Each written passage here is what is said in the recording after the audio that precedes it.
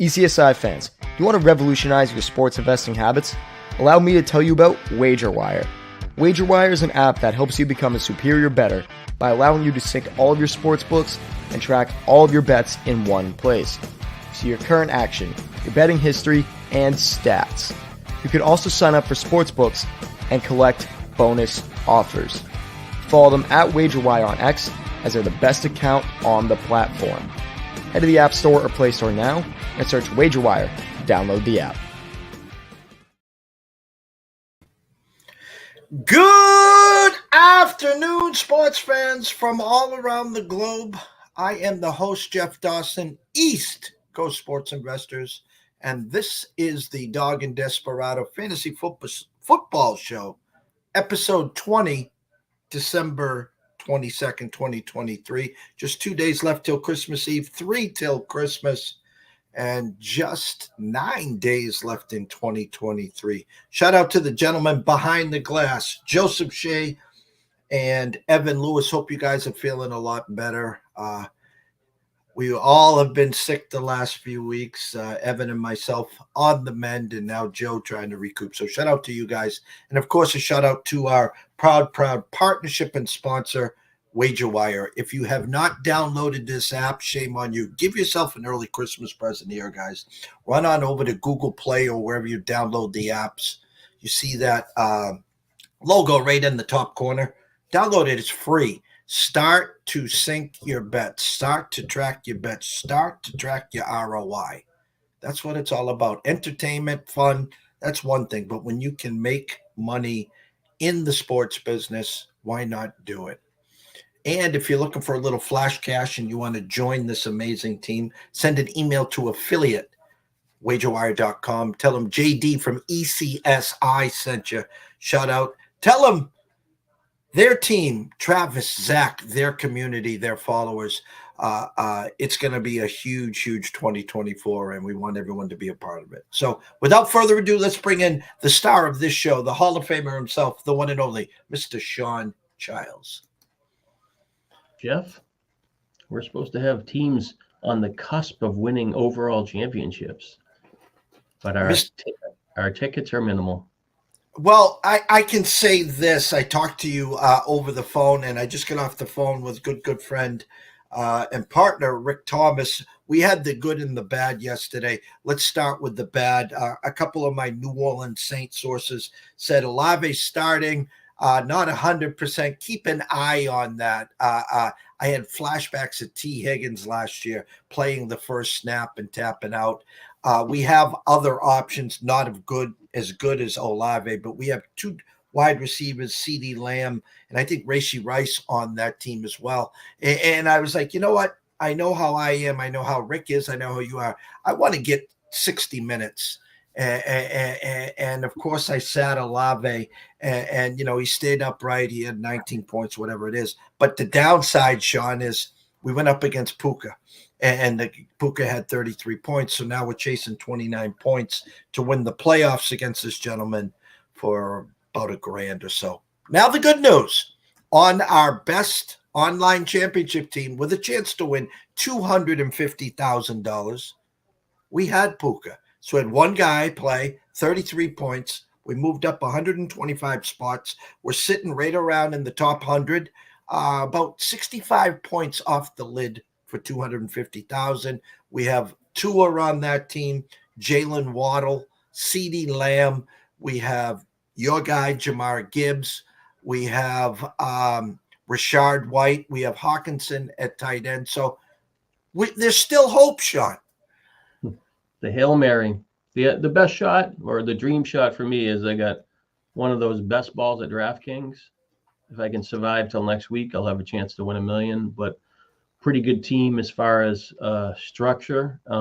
Only have one player that isn't playing on a 20-man roster, and that is Trey Lance. And you're like, how did you end up with Trey Lance? Well, I must have drafted this team in July when I had Lance and Purdy in my other quarterback's field. So I don't know which order I took them in, but you know, it has some, what's his name there? The top receiver there. DJ Moore?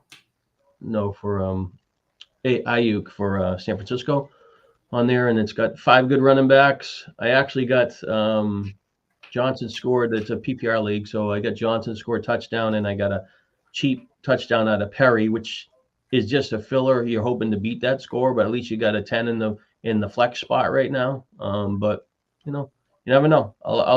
It's kind of one of those things where you want to kind of survive, because you only have to beat 12 teams this week. Survive your league. You don't want to have like a 230, and then next week you want to pop. Just make it through. See if you can make it. So I actually have two teams and one in the underdog. All 3 teams have Purdy and Fields as their quarterbacks. The other 2 teams have some issues. There is some overlap, but I don't think it'd have to be perfect for them all to make it through. But I think that this team has the best overall structure. James Cook with McCaffrey type of and other running back. So we'll see. It was funny when I was doing the closing bell last night with Riley. We were breaking down the NFL game last night, the Thursday night game, and I gave out Puka first touchdown of the game and anytime. We cashed that one. And then on the Saints side, I swung for 2 fences, anytime touchdowns with A.T. Perry and Rashid. So we were heroes last night on the Thursday night football game, as all 3 get to the window there. Shawn, it's hard because we start, once the season's over, we got this week and next week, and then the fantasy football season's over. Of course, you can go to DraftKings, FanDuel, and all those other places, Prize Picks, Underdog, yada, yada, yada, and play during the playoffs. Greg and Tom at the NFFC do Christmas challenges. They have the playoff pool runs that you've been successful in as well. But the mind set shifts, couple weeks off, get ready for the draft, but you go full into baseball season, which we've been closing the shows. But I'm going to talk just a couple seconds about it. Shohei Ohtani, obviously, to the Dodgers, Juan Soto to the Yankees, and then we've been waiting on anxiously hoping Yamamoto to the Sox. Yamamoto last night goes to the Dodgers, so they spend $1 billion between Shohei and Yamamoto. In between, $130 million for Glass now. Give us the thoughts of the Dodger Blue and just the team that they are formulating here.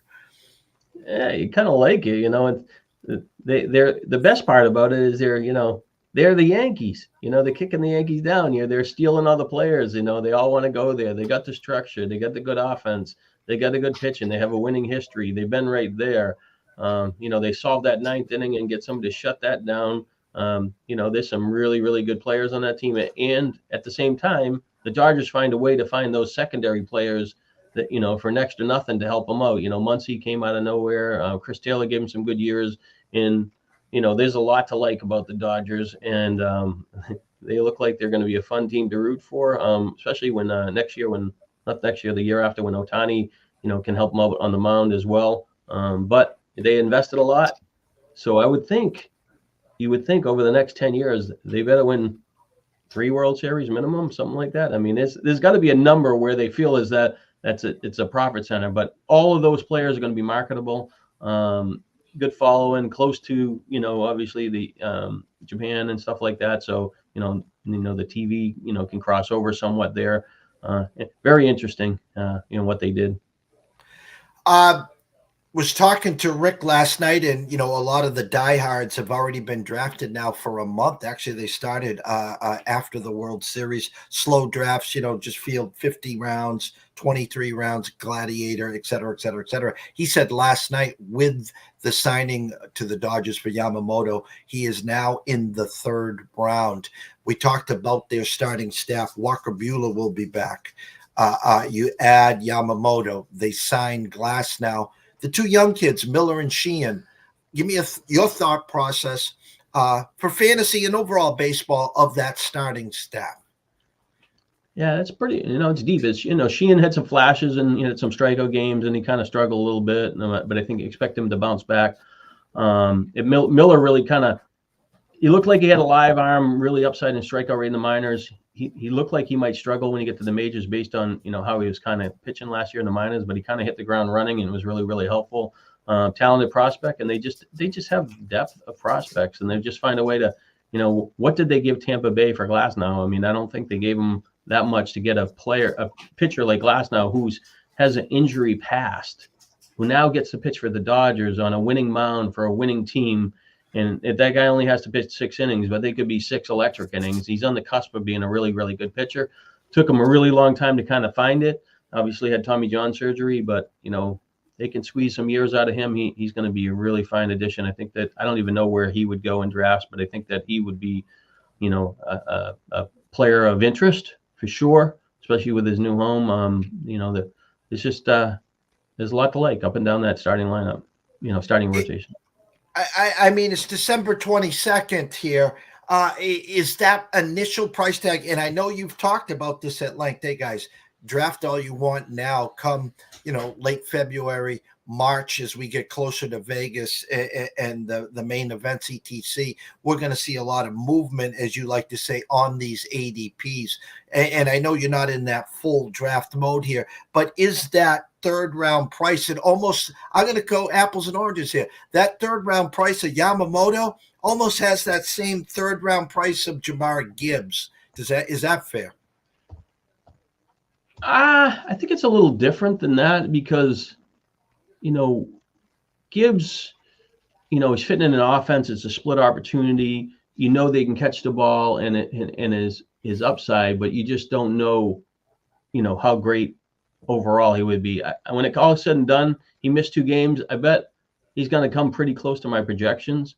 And it fit where it was, but the Dodger starting pitcher, has a potential to win 15 plus games. And then when they got strikeouts, the wins are such a dynamic factor. I think it's really, really good. I'm just trying to bring up the ADPs just because it gives me a better feel of what the other pitchers are around him. So, I'll drop right down to where he is. So he was from December 1st till now, he was the 23rd pitcher off the board. Then there's probably 5 or 6 closers. So, he's getting drafted at SP2.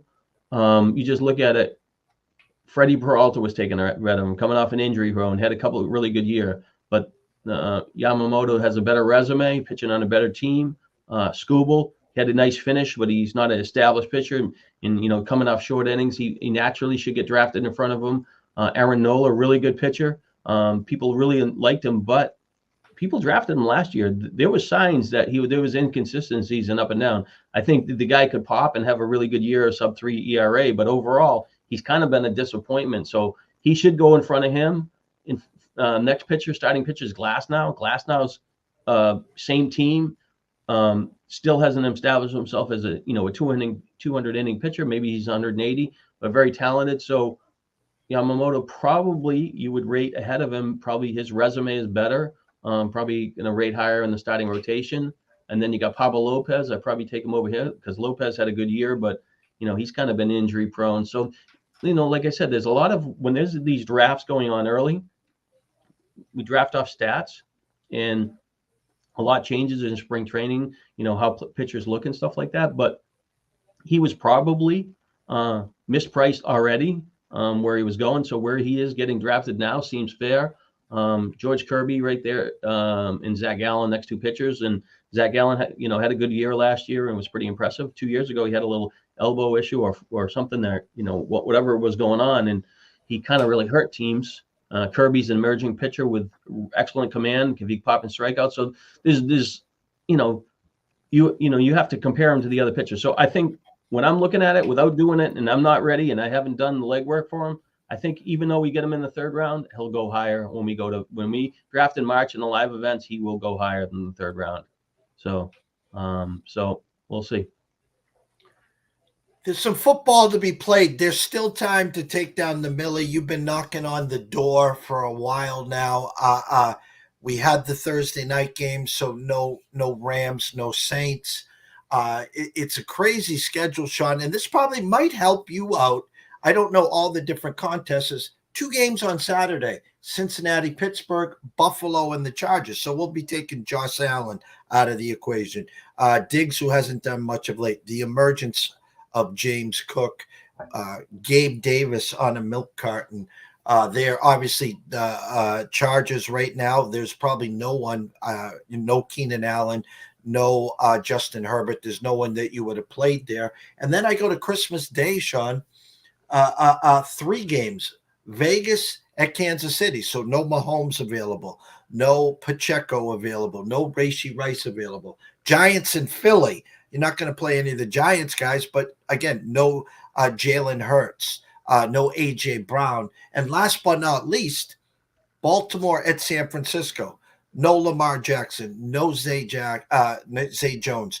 No maybe sneaky Isaiah Likely. And then, of course, on the San Francisco side, no Purdy, no McCaffrey, no Ayuk, no Kittle, and, of course, no Debo. So your slate is short here. So before we dig into it, you got to be breathing a breath of fresh air here. Yeah, when they're off the board, I mean, it changes a lot. I mean, think about like the thing on Buffalo on Thursday. Like Diggs has been so bad, and then he's had a tough schedule, but he has a great matchup. So, like, you might get paid on Diggs on Saturday because he might finally do something. But that's a whole different ballgame. But when you look at it, you know, the top-rated quarterbacks, you know, Allen, Hurts, Purdy's 6th, Lamar 7th, and Mahomes 8th. I mean, they're off the board. This is based on my projections, but I mean, you take them off the board, plus their offensive players. Now you have to be a little more creative. And at this time of the year, there tends to be a lot of the opportunities or values and prices have been washed out. So everybody's a lot higher. You know, the number one running back on the main slate on Sunday in salary is Rashard White. You know, 7,400. You got Kyrie Williams. Played last night, and everybody else is, you know, that's higher is, you know, even the ones that are projected higher. McCaffrey, I don't even. McCaffrey's like 5th, but he's 9,500. So he, you know, almost like he's doing you a favor because now you don't have to worry about him. You can't pop the big game. It's hard to fit in. So now you can't, you know, he can't beat you in 2 ways. You know, so you know, James Cook coming off a big game, 2-game winning streak. He's playing on Thursday night. So. I kind of had the Jets really rated really well this week, but they ruled out Zach Wilson, which I knew that when I had done it. So Simeon, you know, him being the quarterback, so I think that, you know, that's a hit for Garrett Wilson a little bit, and you know, overall moving the ball a little bit. You know, not that they've been great, but Washington has been so bad, so I think that's a factor there. So yeah, I mean, it's, you know, it's a whole. It's a whole different thing. There's 10 games, and I bet you there's at least 6 quarterbacks that you can say there's got no chance. You know what I mean? Well, let me stay in that Jets game. I was going to close with the $250,000 question, but since you brought up the Jets, I got to ask you. In my flex spot currently, I have Antonio Gibson.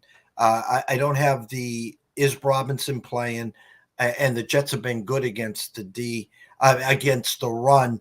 One of my spreadsheets, I got him projected at about 10.9. I have the swing of all swings, Mr. Goose Egg, Mr. Milk Carton, who has been shut out 3 of the 5 last weeks. You know, go big or go home. Do I take the 5, 7, 8, 9, 10, 11 points with Gibson, or do I wheel out Gabe Davis? I don't think you can play Gibson after the way he played last week. I think that he had a pretty good matchup. He was only on the field. I don't even think he was on it 50% of the time. The Rodriguez guy was getting the early down carries. I mean, I get it. Gabe Davis has been horrible. I mean, going into last week, he had 10 catches on 29 targets on the road.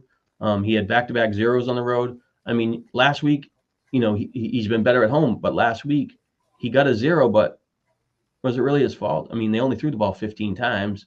You know, 7 completions, 4 to win to Diggs. So it was more of a game flow. Let's run the ball, the most Buffalo has ever had. So I think that's a wash game. The Chargers are the worst in the league, or one of the worst teams in the league, you know, defending wide receivers. So, you know, you would think that Allen gets rolling, does something better, gets Diggs going. Davis might hit on something. But, you know, what do the people have in front of you too? So, I mean, Gibson, I like him as a player. I just didn't like how he was used last week. So he could beat me this week, but I'm not fighting for the put in the lineup. Where last week I made sure I went in there and got that 5 catches for 20 yards and minimal rushing thing. So, is he going to get 20 points? I doubt it. Can get, Davis give you a 0, but I don't know.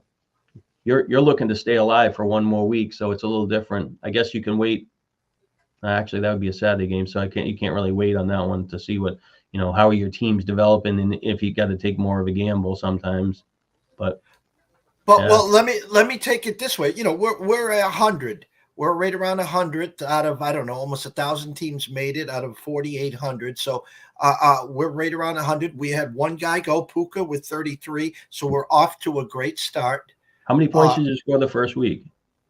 156. Okay, so 156 and people had 200. So now you have to average about 180 to be kind of a contender. And it's kind of reflective of how all the, last week was higher scoring. This week might not. So if you can get a, 180, 190, you're back in the game, move up a little bit, and you got a good start where you're positioned for that. In order to do it, you need your defense and your kicker to be relevant too.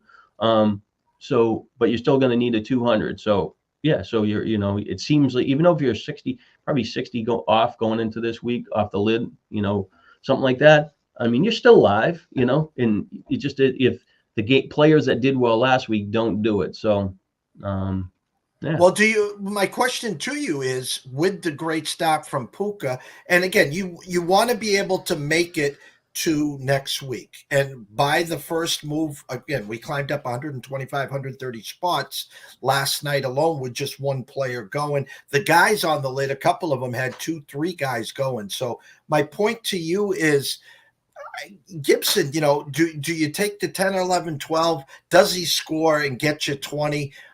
Or, in the back of my mind, you got that Gabe Davis 5-touchdown game. You talked about the defense.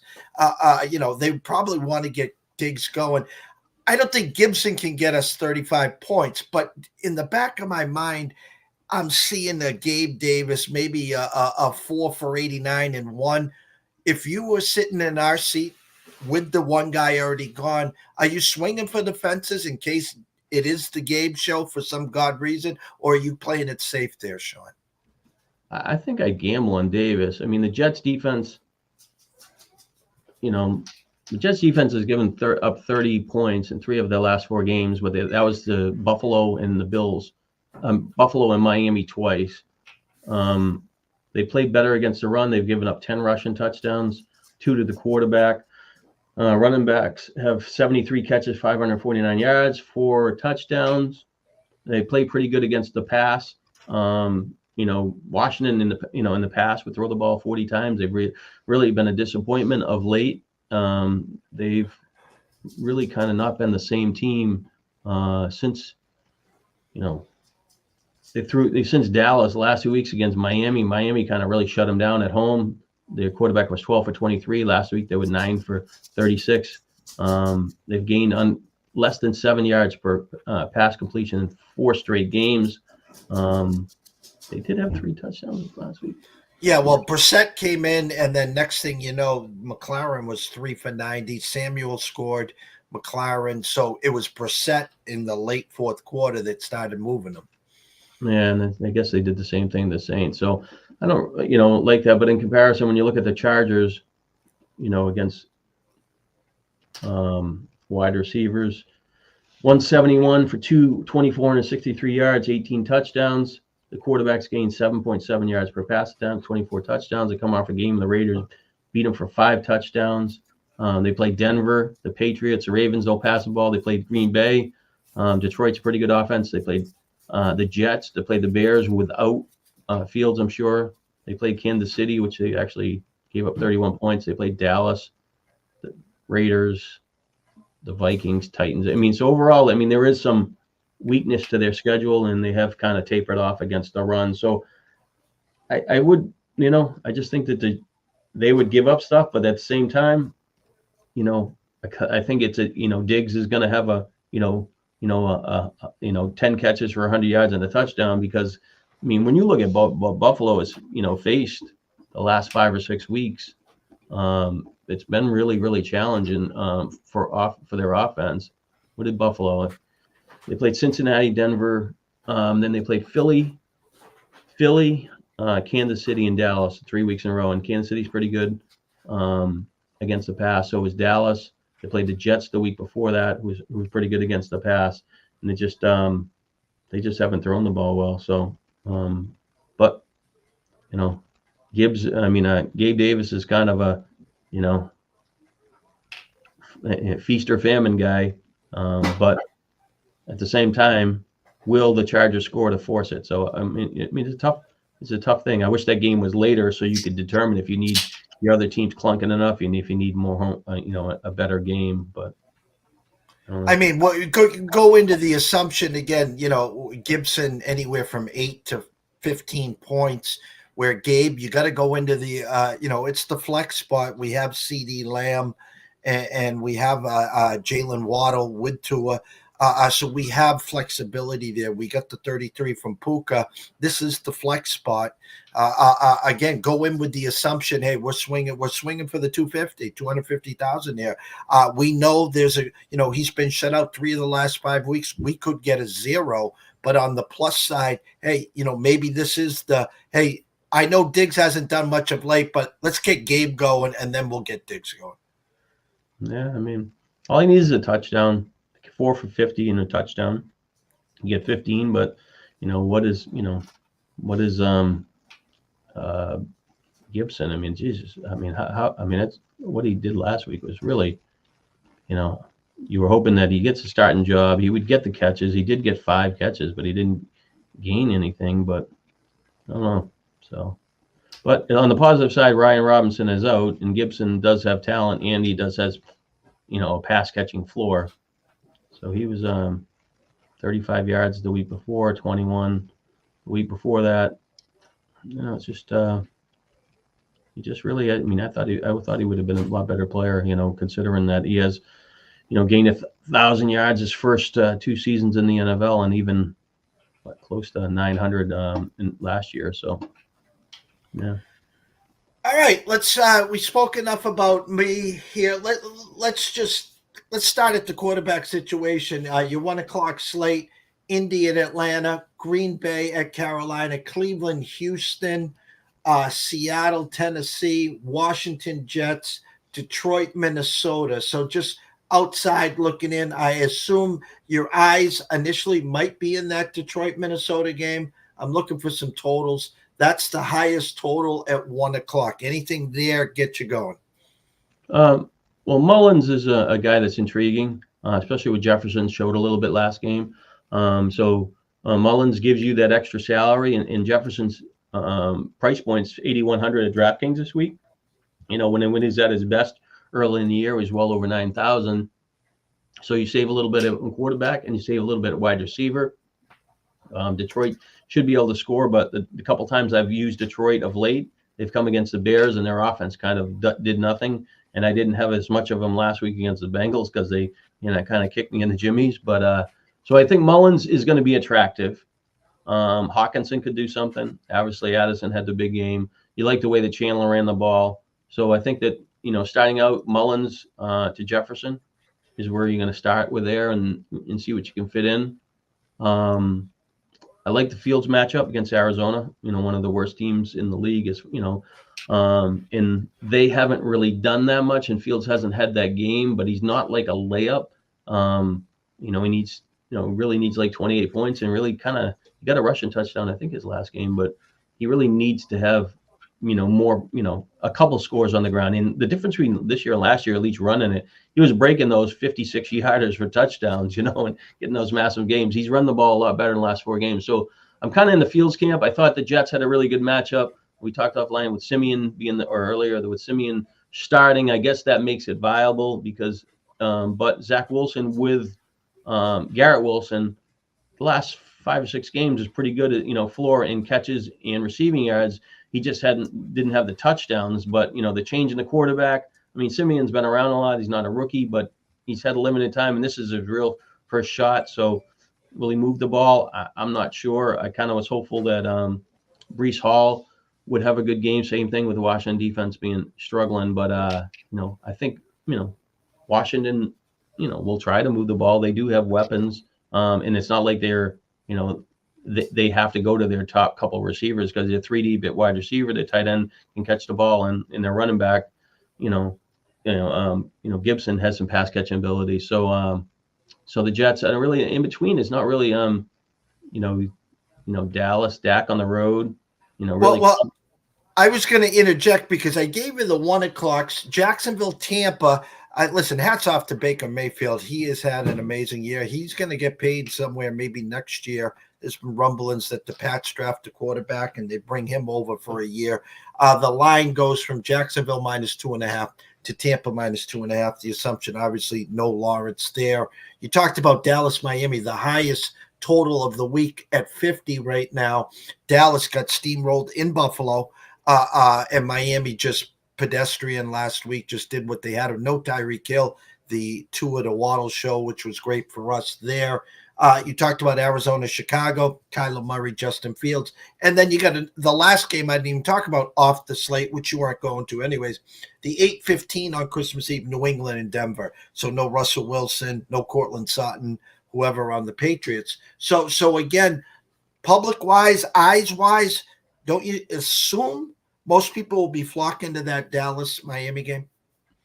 I mean, Dallas put up such a clunker last week on the road, and they haven't been that great. The only game that they played well on the road was against Philadelphia, and a lot of that was in the chaser mode, and Philadelphia has the worst defense in the league, against wide receivers, and Slay's out. I think Slay played that, but Slay's out now. So, Tua's, had a good season, but not a great season. I mean, they score so many touchdowns on the ground, they don't need them in close, but they should score, and they'll get their points. I mean, Dallas, has a pretty good defense, but can,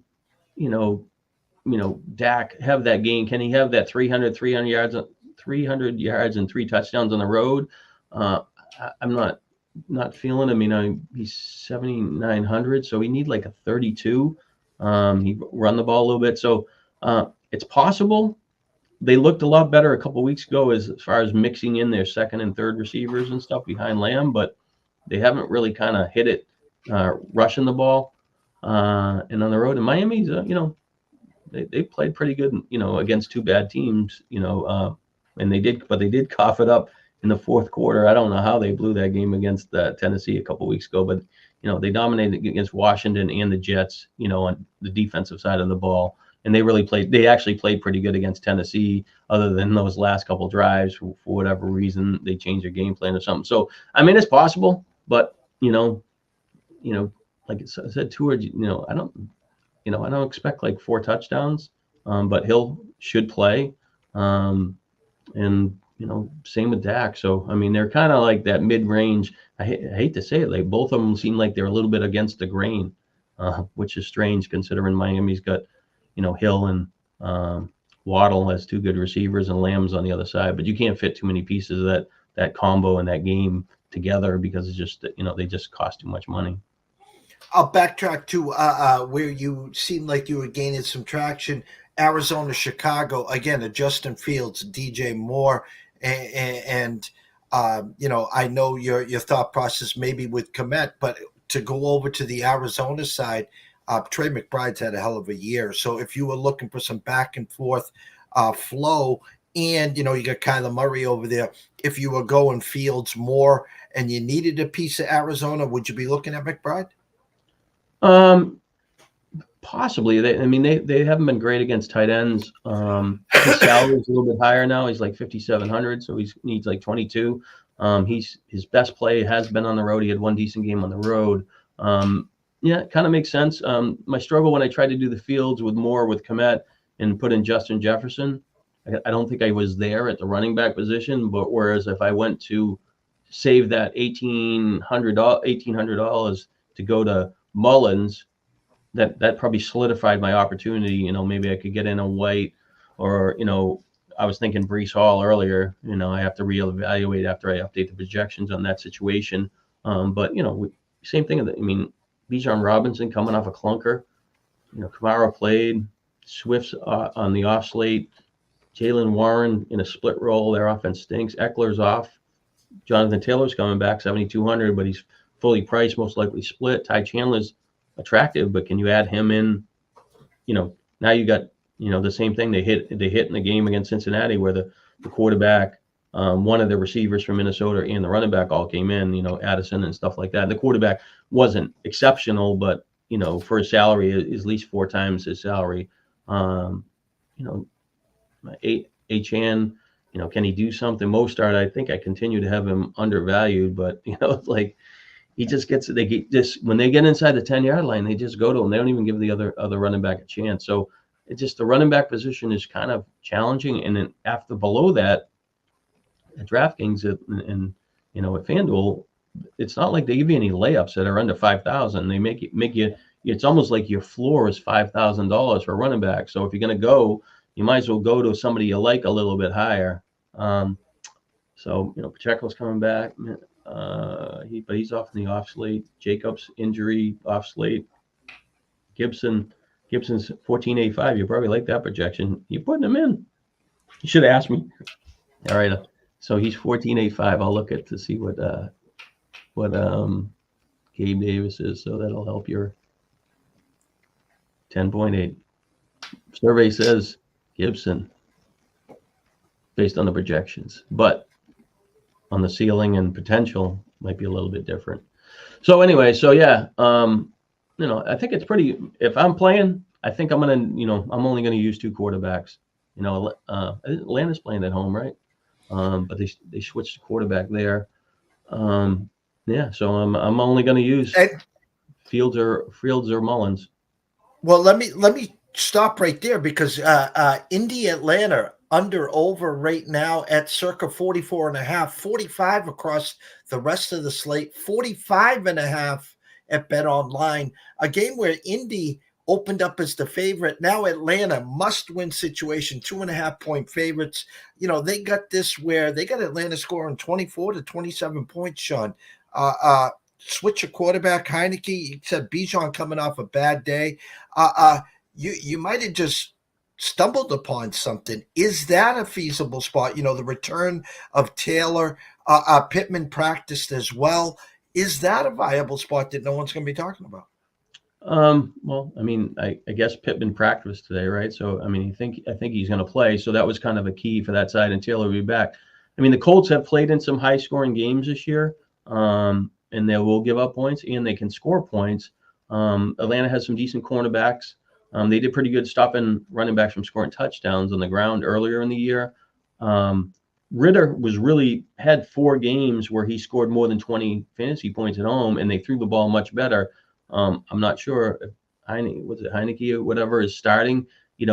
He's had a couple chances. He hasn't looked like he didn't improve the offense. Like if Ritter was coming in starting this week, I'd kind of be a little more interested, because I think London's, a fair value at 5,100. London's been pretty good at home too. He hasn't scored a touchdown, I think, in 9 weeks, but his catches and yards are pretty good. I think he's a pretty good receiver, but they got to throw the ball 35 times to have enough him to have enough chances. So that game could be a little more high scoring, but do I trust the quarterback play out of Atlanta? So I don't know. The Colts will run it some, slow down the clock. Atlanta will run the ball a lot. There's 2 components where the game, actually might point to an under, even though both teams, the Colts were one of the worst teams mid-season, giving up, points, but they've kind of, played better over the last month or so, I think, except for last week. But I don't know. You need some other piece to the puzzle because they played.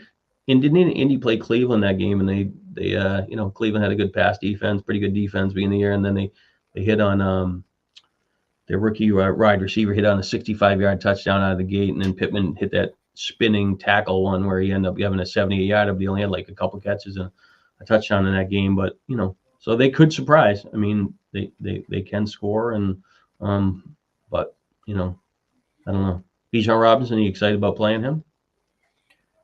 No, when we start, to do our end of the season breakdowns, I hate to use the B word, and I'm not talking breakout, I'm talking bust. At least in a fantasy spot, expecting a lot more. And I'm not saying it's his fault either. I think the coaching, the coordinator, and the force feeding of the other two backs there, and just the poor play calling inside the 10. I don't know what you're holding them back for. The kid's got all the skills to pay the bills, and I just think they've used them wrong. I think if they would actually stuck with Ritter the whole time, they'd probably have been in a better position. Last week he kept him in the game, didn't do much, but why did he get benched? He threw that interception late in the game. All they have to do is kick a field goal, and they most likely win that game, right? Because Carolina wasn't going to do anything. But if they gave away those two other games where they played the backup quarterback, and now here they are, they think they need to win, and they're switching to another. Invest in your quarterback. I mean, you don't. You're going to bring somebody in new next year. I think Ritter's okay. He runs the ball a little bit. He didn't throw many touchdown passes, but these young quarterbacks have to get better executing in the red zone. So, so I don't know, but that game is obviously probably a wild card on the board. Well, I'll just tell you this: word on the street, and again, doesn't mean squadoosh. Atlanta in talks of potentially bringing back the local kid, and I tell you what, they bring back the local kid. Sign me up. Justin Fields, he's an Atlanta-bred guy. If Chicago decides, they got the 1 and 5th pick right now, they want to go Caleb, and Atlanta wants to move on. Again, they got Ritter in the 3rd or 4th round, so it wasn't like it was a first-round pick. So you'll have Fields for 2 more years to figure it out. He comes back home. Bijan Robinson, Drake London, Kyle Pitts. That'd be some excitement in that dome. You think straight up, regardless of the team situation, Gibbs or Bijan? For fantasy or for actual football? Football, who's the better player, do you think? Bijan. I don't think so. Bijan just listen. If Bijan was playing for Detroit this year, he'd have the same numbers as Gibbs. He's just not using them. They're not using them. I just don't see that. He creates and gets into space. If it's there, he has it. 2 weeks ago, wide open at the end zone. He dropped a pass. He's done that a couple times in the flat. He's made mistakes that should have increased his fantasy value. He could have had more touches and stuff like that, but they've gone to him more. I don't even know what happened last week, but he basically has 2 giveaway games last week, and the one that he played a couple plays and they just took him out earlier in the year. So I think he is talented. And maybe if he was in Detroit, he'd have a better opportunity. But I think there's times that maybe it's the offensive line, not giving up room. But there's times that he could have made some plays and especially catching the ball, and he didn't. But I just think Gibbs has that. He just looks like he has that explosiveness where, if he gets that seam, he could break it all the way and go. I don't see Bijan being a guy that's going to break a 70-yarder. Well, just Google Bijan Robinson and look at the Texas highlights. He had a handful of 70-yarders. Let me just explain. If they added Justin Fields and they worked on that offensive line, and the other thing, the mentality is, a 3-headed monster, Algier, Cordarrelle Patterson. Well, you drafted this kid in the 1st round. It's like drafting Pitts in the 1st round. And we're talking 1st round, top 5, top 10 here. Use them like that. They still don't know what to do with Pitts. Thank God for London, but they got the pieces. Go add Justin Fields. That team will be explosive, Shawn. Yeah, well, they'll be better. They have to change the coaching staff. Coaching staff, really. The coach plays not to lose. They kind of try to slow the game down, keep it close, grind it out, they hit the throttle. The same thing with the Bears. The Bears, a couple of weeks they play in Detroit. They had them on the ropes. 3rd and 1. We're kicking field goals. We're protecting that lead. It's 26-14. They gave up 2 late touchdowns and lost 29. You're an underdog here. You got 4 wins or 3 wins, whatever you got. Let's finish these drives. Let's put up, let's get some confidence. Let's be explosive on offense. And they just played not to lose, and eventually the better team will get them. And they did. They should have won last week too. They were up 2 touchdowns and they kind of blew it. So I like what the Bears defense looked better. I kind of rooting for Fields to kind of stay there. And I would rather say him stay there with Kmet and get Harrison. And I don't know if he'll even comes out or what he does, but I don't know. But I do like Drake London. I think that if they threw the ball 35 times, he would be a lot better as well. I mean, Russell Saylor, happy holidays, Russ. Always glad to have you aboard here. No pun intended there. Arthur Smith coaches like he doesn't trust his quarterback. 100% spot on. And again, I think he coaches like he doesn't trust his running back. Never mind his OC. I just, listen, this is not Nebraska. You don't have to run the wishbone. And I just don't, a couple of years ago it was cute with Cordarrelle Patterson. Last year, Algier had a great year. I get it. Okay, but when you invest in a high pick like Robinson, use them like that. And hats off. I know you were real super high on Gibbs. You had Gibbs everywhere. Montgomery, again, he was the goal line back. The injury to Montgomery has allowed, more looks at Gibbs. Now, Gibbs, basically, to be honest with you, is the goal line back, and he's getting the 60-40, the 65-35. And it'll be interesting next year when we get into football drafting, the actual ADP of Gibbs and Bijan. Obviously, Bijan will take a slide. It depends who's coaching, who is the quarterback, et cetera, et cetera, et cetera. Before we wrap it up, Shawn, you usually, and I know how you draft it and put your team and formulate your defenses, but is there a defense there or two that you're looking at for your last piece of your puzzle? I really didn't look at it. I think I have it up here, though. I can switch to the DraftKings. I kind of messed around trying to put one team in earlier, and you start to kind of cheat it, like try to get the lowest possible. Let's see here. I mean, you got, they got when you look at the defense, like the Commanders are like the third highest because the Jets have given up so many fantasy points, but it seems kind of out of line. The Packers against Carolina don't like that. The Colts at Indy don't like that. Texans, the fourth highest playing Cleveland, don't really see it. Lions on the road, no. So, I mean, really the first five defenses are high. You kind of think they're mispriced or out of line. So you switch to the back end.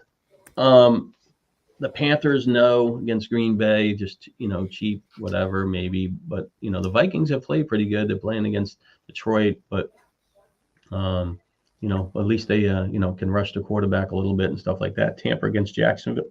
Did you say Lawrence is out? The numbers are saying to me they're out. I think it will be C.J. Beathard. I haven't got confirmation yet.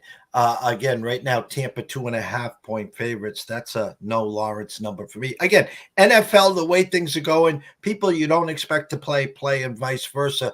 But Jacksonville opened 1.5-point favorites, and it's been all Tampa. My assumption today, right now at 2:08, is Lawrence will not be playing. Yeah, I was kind of thinking the Jets defense because of, the number of sacks that, Washington was giving up, and they give some turnovers, and they have a pretty good secondary. They have 3,100.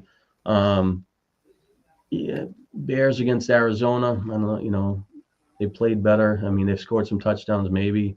Miami, is not a bad defense, but they're playing Dallas, but at least they have scored some touchdowns and created some turnovers. I don't think it's anything jumps off the page, and in a single lineup I tend to just cheat it down the bottom, and who can I go the lowest to and feel like I can get 10 points from. But yeah, nothing really jumps off right now. I mean, that could change when I update the projections and start putting these teams in. Tight end is going to be a little tricky, on because you got Laporta's off, but Hawkinson, McBride, Ingram, and Njoku are all viable. And, they've all kind of done something the last, I always been using that, 1 game, 2 game winning streak, but, Hawkinson hasn't had that kind of game, and the changing to Mullins might give him a little bounce back this game, especially with Jefferson back, and everybody's kind of leaning on Jefferson. But McBride's been good. Ingram, didn't do much last week, but two good games in a row, and the joke has been awesome the last 2 games, especially with Flacco going there. So those 4 are going to stand out. But I mean, if I got to cheat it down there, it's definitely going to Kmet because of his salary is $4,300 or something like that, and likely he's off the main slate, so he's out of the off the board there. So and then I guess Ferguson's okay, but it's on the road. If I can't make a case for Dak, Ferguson, but he still played better. But yeah.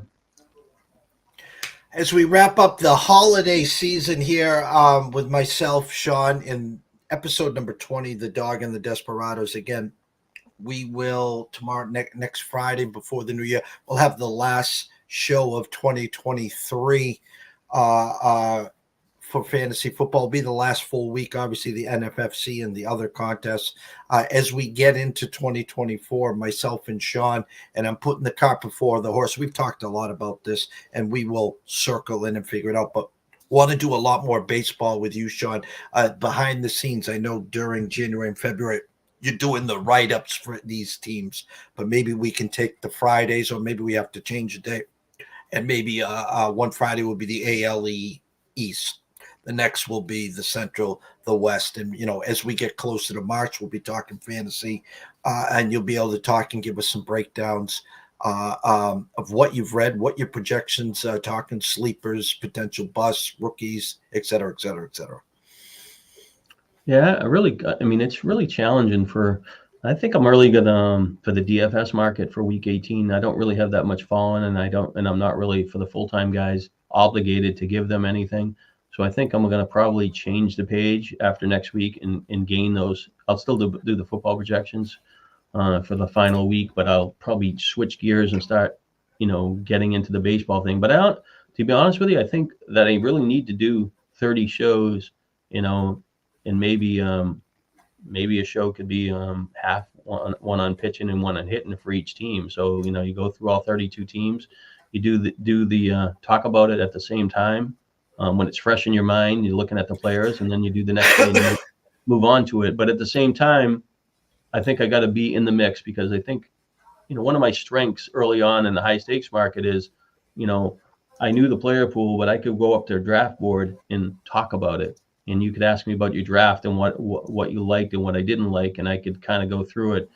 And by doing that in some of these drafts that are completed, you can find some flaws and could find some opportunities, or you could find, some things that people are doing well. And I'm not, I'm a lot more flexible than most, I think, area, because I don't feel like you have to draft like some certain style.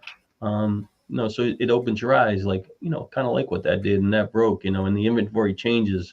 So, we saw the last couple of years, those guys, Phil Dussault has had a lot of success, right? And what is he doing? He's getting the Garrett Cole, he's getting the Strider, he's getting the foundation aces, he's getting the relievers, he's getting, last year in the auction league, he got Acuna for $40 or so, and then he got two decent catchers, and he got, Cole and Strider. So he had the foundation of his pitching really strong. Is, you need the catchers, kind of to kind of get your base and power where you're going to kind of be a little weaker in some of the areas. And then he caught Acuna having a phenomenal year as far as steals. So, and people will say, well, I want to replicate that. Well, there's only one, typically, Strider, strikeout-wise, there was only one guy there. And Cole wasn't good 2 years ago. And last year he was better, but he still wasn't like the 2.25 ERA, but his whip was still under 1, which that under 1 in whip ERA is really kind of impactful, especially when there was a lot more runs scored and stuff like that. So,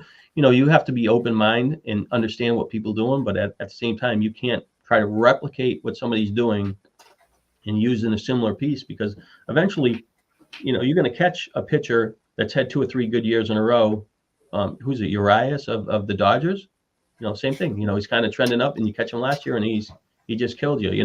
120 games and stuff like that. But so you got to kind of, pitching can be so fickle, because it's the top 15 pitchers. Half of them, they end up being disappointment or hurt.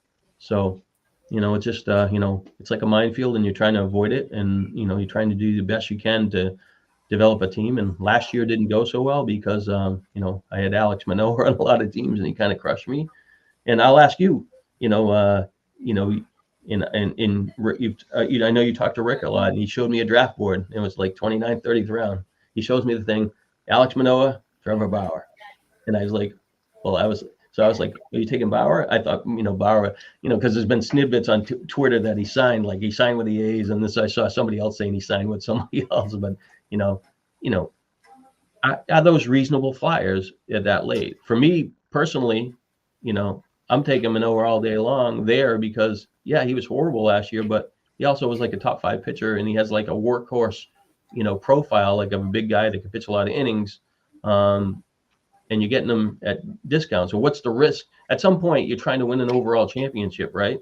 But you're trying to get what are you trying to get in the 29th pick? A guy that had a sub-3 ERA 2 years ago.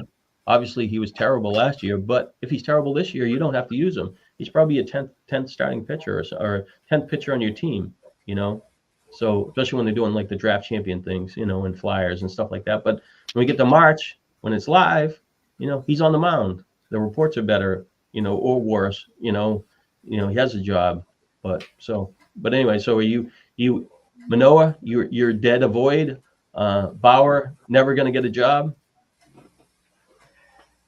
You want me to speak openly and honestly? I saw he did send me that snapshot. Listen, I'll be an open book. 2 years ago, we had the magical ride. We talked about the thought process, what we're going to do with the 1-2 turn. Your question to me at the first pick was, I think, Kyle Tucker or Devers. We identified, I think it was Shane Bieber at the 3-4 turn. Verlander slid to us. Geez, this is 2 years ago. I'm remembering this. And my point is, everything that you touch turned to gold. Last year was the exact opposite. Anything, it would just... Every person, whether it was injury, bad year, whatever, Urias, Sale, Manoah, it would just, we didn't catch any breaks. And I know it's a new year. And as you said, take a look at last year's, your blueprint and your guys, a lot of them are going to, that you were high on, whether it was injury, bad year, whatever, you're going to have now at value. So it's going to be interesting to watch you as this season goes, as you're getting closer to March and I start to see some of those drafts, where your thought process is. Remember, go back to some of the guys that you've been in love with since day one that have gone up the chain. You were first on the Trey Turner train. And now I'm drawing a brain cramp. Carlos, the shortstop for Houston there. You were big on him. Correa, the Cody Bellingers of the world. My love affair. I was in love and still am infatuated with Rashman. You talk about having solid catchers and at least having one. It's hard enough to find two, but having one. You talked about Strider. Strider right now is going 6. So if you're in the top 5, I know you're, Acuna, Witt, that's where it's going. But if you're stuck at 6, are you in on the Strider train? Are you looking at a catcher early and a Rashman? But you're the brains behind it. But listen, 29th round, you're fishing. What are you doing down there? So I assume you're taking high upside. Yeah, so that's just looking for hits. So, a part of me, I don't like to draft in the middle of February till I've done all the research. But part of me is like, if they're giving away some players, I wouldn't mind doing it. But it's a distraction for me. I have so much writing to do. I start following drafts, and it's time. You're looking at it, and even if it's a slow draft, pops up, and it's just, it gets your mind moving. I have enough when I'm writing it, but I can't, and I don't want to manage too many teams. So, but we'll see. We gotta, climb off the mat. 2 years ago was pretty good. Was cashed in a lot of spots. Didn't really. Won 2 main events in Greg's, but didn't get credit for one of them. I did with Jim Ferrari, but won the main event. So we got 2, and we're in the hunt. We're in the ultimate, and I don't even whatever. So it was a good year 2 years ago. Last year, actually, I lost $1,100, but I was fortunate. I had one best ball team win $9,500 for like $175. Was a contender and really could have won. Got higher, couldn't have won the overall, but it could have come in second. But that's why you play the game. But ultimately, I research the players to learn them and play. But you are a player and I'm a player. And when you're on the clock, your decision making is going to be different than mine in how you want to build it. And I don't want you to be me. I want you to be the better player and evaluate players, because I'm going to get some wrong. I'm going to get some right. But you can't, even when I'm drafting, you're like, oh, he likes that guy, I'm going to take him from him. But it might be the guy 3 rounds later that's the impact player. You know what I mean? So, but, we'll see. We'll see who we pin the tail on the doggy. I do hope that I have at least one main event with Witt, because I've been pretty big fan of him. I like that shortstop combination. I don't, obviously I don't feel like Acuna's obviously got the bigger edge and stuff like that, but and even Julio Rodriguez is a pretty impressive player. So, but just build wise, and we'll see what happens. So it's really, you take Witt and Yamamoto and Glass now, right? Back to back Dodgers. That's going to be the. Yeah, and then you'll end up with Miller and Sheehan at the same point. So the crawler's been going the whole time, Shawn, but I want you to close this out on our festive holiday season wrap up here. Tell everyone where they can find your work and why for just pennies on the dollar, guys. I mean, literally 30 cents a day, why you're not getting his work. Yeah, well, now that I don't think like during the daily season that is really going to get a lot of drawing as far as new customers and stuff like that. The projections are helpful and people look at it and stuff. But when you're doing the players and you're going to write about 600 players, I think that's pretty intriguing and pretty good value for baseball. And we do the same thing for football and research it and kind of come up with a plan. But, Shawn, _Childs at Twitter or X. My work goes on Full-Time Fantasy. We'll see if they re-up me for next year. We'll see what happens there. I'm sure we'll get something going on. But all my other content goes on fantasyanalyst.substack.com, and that's where my home is for now. And we'll have a thing. And when I put it on there, when I start doing the baseball work, you could peek on it a day and it might not look like I'm doing any baseball stuff. But if you look on the notes, I will be putting the players under the notes tab, one by one. So, it'll almost be like a news feed. So you can read it by one and get a little bit of time, lunch break or something like that. But then the full profiles will come out. I'm most likely going to post them this year. One for the offense and one for the pitching for each team. So there'll be two, and I'll probably do it like, the same two on one day, one in the morning, one in the afternoon to break it up a little bit. So, and ideally, like I said, I'd like to talk about it a little more because I got to be a little more out there. Probably get a little more out of me if I'm talking about a player, I can be a little more why I like them or if I like them and stuff like that. And then you can decide, is that guy full of shit or is that a guy, do I believe his opinion? We will see. But shout out to Russell, wishes me and you, Shawn, a happy Merry Christmas. He'll see me later at 5:00 with the one and only Mr. Ron Momorlewski live from LA, as we'll be talking NCAA, NFL. And at 3:30, 1 hour from now and 7 minutes, myself, Matt Grissom, and potentially Quentin Mills will be breaking down some college football as we get ready for some more bowl games. It's kind of funny. I'll close with this. We're on a mini heater here with the ECSI VIPs. And last night we go 2-1. The night before we were 4-0, and we're on a nice run. And when you lay an egg, Shawn, that's all they remember. I think we're on like one of these 9-1 runs. And last night we gave out the Syracuse team total over 29.5, and they lost 42 or 45-0. And they forget about the 7-8 wins, and that's all they remember is the losers. And for yourself, myself, and a lot of people in these lanes, we put our neck out there, we put our faces there, we put it down in writing, and it's easy to hide behind the keyboard, and you can try to create an illusion of someone you're not. And you've been doing this forever, and hats off to you. And I look forward to many, many, many more shows in 2024 as we transition from football to baseball. All right, we'll talk to you soon. Good luck and a happy holiday. Happy holiday, everyone. Hey, guys, we'll see you in an hour. Thank you guys so much, and we'll see you soon.